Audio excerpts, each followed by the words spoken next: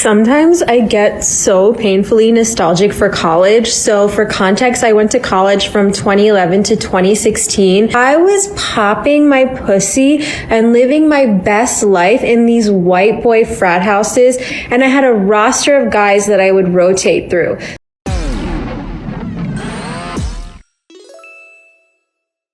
Okay, so as you guys know, Akash left Flagrant 2, and the reasoning that nobody believes that that they gave is that he wants to focus on his stand-up career. But wouldn't it make more sense to stay on Flagrant because then it keeps increasing his... Yeah. Because it's comedy adjacent. It's not like he's like leaving construction to do comedy. Yeah, I nobody believes that. Yeah. And like, because like... Dude, being an electrician, like, is all these hours, it's like, it's still comedy adjacent when he's still not touring. Yeah. He does his podcast, or I don't know, or maybe it really was conflicting in his schedule. But I think it's because every single time he was coming back, or like, people just wouldn't stop. Yeah, they wouldn't let go of it. Even the ones that he wasn't on. Yeah, they're still commenting negative stuff. Because there's no point in like, you know, like if Flagrant 2 wants to have a new guest or someone, no one's going to talk about in the comments whatever that guy's saying. Yeah. They're just going to talk about Akash, so it makes sense. But so it's a good PR move. Yeah, I think it's probably smart for everybody. But I think like at this point, since that happened already and it's way back, like what do you guys think of the idea that your spouse could just ruin your career? Because that's essentially what happened here. I wonder if it's really on her, because if he didn't go so hard, like being self-righteous, like lecturing people, saying how great it was, whatever, I think like it wouldn't matter as much, because women talk like that all the time about their husbands that are like public. Because this got blown up basically by Myron Gaines.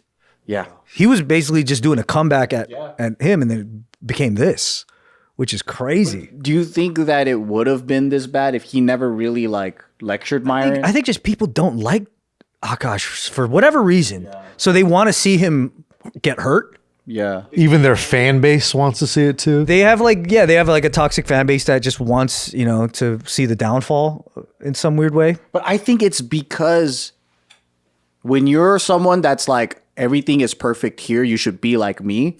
Yeah. It makes people feel like, oh, so you think you're better than me? Yeah. And then that's the real thing that they didn't address. I really wish that when Jasleen came around and then that episode, they would just, I think that would have helped everything. If they addressed how he's like promoting himself as a good example. More like a lot of like, just kind of like, well, yeah, a lot of this, like how that was the mistake. She was just joking, whatever. Right. Yeah. And then like, yeah, I know I came pretty hard on Myron, and it's because I wanted to promote marriage. Like, I love my marriage with her. Like, it's great. Like, whatever. If he did that, I think that it would have been more like a human type of like, oh, you're addressing stuff, and you're addressing the stuff that a lot of people were pissed at. Yeah. I think that probably would have been a good too thing. Yeah, like, because I think that's what mainly people are mad at, is like, you're on your high horse. I don't think he was actually executing that, but this is the public. Yeah, this is their perception. This is the perception is, you think you're so perfect. Look at your wife. She's actually denying this. She's actually like whoring around. And then you're just being a cuck, a simp, you know. It can't be like, oh, I absolutely love her and I worship her and she's amazing. The things he was saying was so different than the things that she was saying. It was such a stark contrast that it's hard to recover from. And then she messed up because I couldn't see the type of jokes she was doing, but it wasn't with him in the room. And then, so it's like, if your wife is roasting you, and it doesn't match how he talks. Exactly. So if he's out there saying this stuff and it doesn't match what she's saying in her podcast, being like the bad girl, right? Yeah. Then there's such a contrast that it seems like she's going under you to do some shit. Was he aware? If you're talking about, I'm sure he was aware, but it's like if you're talking about your wife being a virgin and you're so lucky that you have her, which what comes up a lot. No one's ever ran through her, and then on another podcast you're saying stuff that kind of obviously goes against that. Because I think I saw a lot of clips too where if he was on a different podcast, the first introduction to him in his personal life is the fact that him and his wife were both virgins together. Because that's a crazy story, right? Like that's what he's been on all these different pods and he's talking about that. So it stands out. So everybody talks about it. Sure, yeah. And then you see her being like, I was popping my pussy around town. Like it is just a crazy stark difference. I also think another factor of it is that Flagrant was kind of just steady rising to the top. And it kind of almost hit his pinnacle, especially when they had Trump on. Right. And then a lot of people were mad that they platformed Trump because they pretty much say that like, all right, you platformed him for him to win. And now people are upset with the whole presidency. So I think it's a combination of that too, where their fans were like, you know what? Fuck you. They have a lot of people that hate them. Like, yeah, because of that. massively. Yeah. Because of the political. And even if they say, you know what, we fucked up, it doesn't matter. Like they could forgive themselves for it. They apologize to the audience. They're still going to hold that to them. They're going to hold their feet to the fire. And I think a lot of times when you become the top pod, they just want to see you fall. Yeah, exactly. Like it's a weird thing that does happen, I think, with fans. And like Fighter and the Kid. yeah, well, they're making all this money. They're a high success. And then because some comedians, they get to a point where they take themselves too seriously. Or they talk about how much money they got, which is fine, whatever. But to the people watching and they're over here suffering and they're like, you know what? Fuck you. You're the reason why I'm in this shitty position. And your wife's a slut. Blah, blah, blah. You know, like so. Because they feel like they've compromised the original values. That's the only like thing I could think of where I'm like, man, this is like really visceral. They're not letting this go. Don't you think it's different where like, let's say that Robert Irwin, who everyone loves. Who's that? He's, wow, sir. No, I don't know who that is. Sorry. He's Steve Irwin's son. Oh, yeah. This guy like can do no wrong. Everyone loves him, right? If he were to say something where like, you know, he was proud of his wife and his wife said some shit like that, people would feel bad for him. But then in Akash's case, people were like, you know what I mean?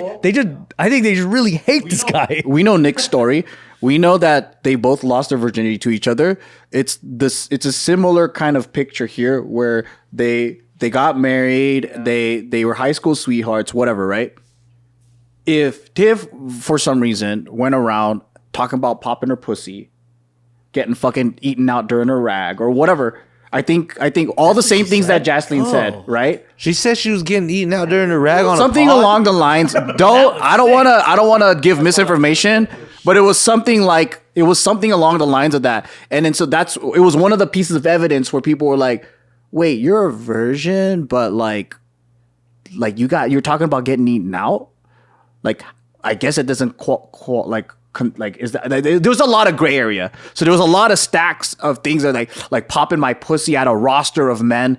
And she's posting this like that. I think it is different when you're talking about this on a pod. She's not being interrogated. Yeah. Like She's like, I miss my frat days when I had a roster of guys. Yeah.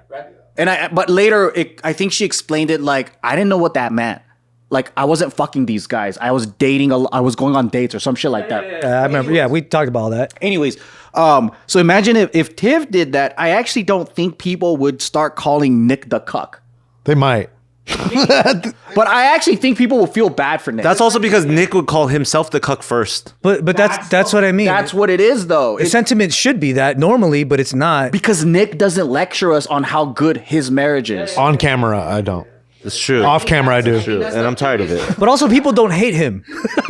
Whether it's for that reason. Yeah, dude. I think people just hate Akash, like for whatever reason. It's hard when you got all this footage of you, and this is for us too, because we have all this footage of us talking, saying all kinds of wild shit, you know? And eventually when you do that over and over again, people start to kind of get a sense of who you are, you know?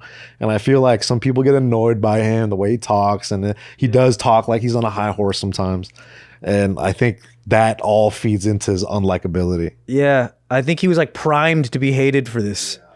I don't think it's like it's a culmination. It's a consequence. I wouldn't fully put it on Jasleen. Yeah. Because I'm like, yeah, you were the thing to tip it over finally. It was a house of cards. You know? That's why when people are blaming Jasleen, I actually don't think that that's the actual cause. I think it was just give me a reason, and she was the reason. It was definitely the match. It was the fire was set, bro. What do you feel like is the current sentiment towards Jasleen then? Oh, it's not good. I think people just, because it's not like that's the only thing she's really known for now. I don't know if she did anything prior, like as a creator or anything like that. I think she was just starting out trying to go on podcasts and things like that and be an influencer. Yeah, because didn't she have like a real job and stuff? Yeah, and then during that process of exploring her like comedic tone and whatever, I think she was probably contrasting Akash too much, saying her own like things, right? I think it's like that, you know, like that call me daddy or call me maybe or whatever. You know how they talk about like sex a lot? She's trying to do the Indian version. It's like a boss girl, sex liberated. And I think she was trying to do because that's like the top pod. Sure, yeah, it is. Yeah, it's huge. Yeah, so you see everyone trying to copy that, just like how all these dude podcasts try to copy Joe Rogan. It's like, it's very similar, you know? So my question to you guys is, if you were in Akash's shoes, would you think leaving Flagrant is actually the better decision for your career? Or I don't know. I don't know about career, but I think for your mentality, I would leave. yeah, right? If that was me, and just for my peace of mind, I would just want a clean slate. It was probably the best thing he could have done. But I think like, if that really was me, I don't know if my marriage would last past that. Yeah, that's a big one. I'd be like, that's such a big variable in how this all got fucked up. Again, like, I'm sure if that was me, I'd be fucking it up myself as well. But like you said, I could have done without the match. I'm already covered in gas as my living. Yeah.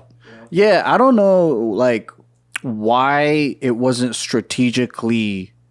Maybe they just didn't think it was that important.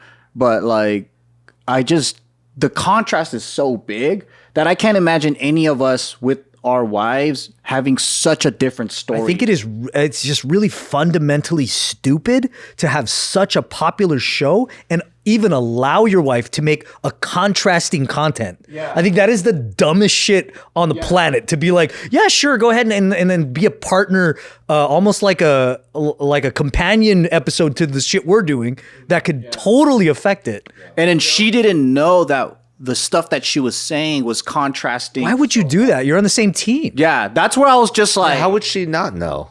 Well, because I'm sure they were trying to ride coattails, right? You're trying to do, like, I know that was probably their intention, and it makes sense, right? I guess if you want to, if your job, like if you wanted to be a podcast, I guess. I think that's why people just don't respect Akash, because the lack of power that he has in his relationship that he's so proud of is like, you couldn't even stop your wife from fucking your shit up. Like, she's not even in the same business. She extracurricularly did that. That's the most confusing part for me, because I'm like, maybe they just probably existed in their own plane without even checking in, or maybe he just didn't think it'd be an issue. Or, you know, some people have the mindset that podcasting is like super easy, and yeah, for sure it is, but there's also consequences to you having a public figure husband and you saying some pretty inflammatory personal Is at stuff. that level? And no matter what, I know she's a lady and they get judged harder. You know what I mean? Like 10 times harder than guys do.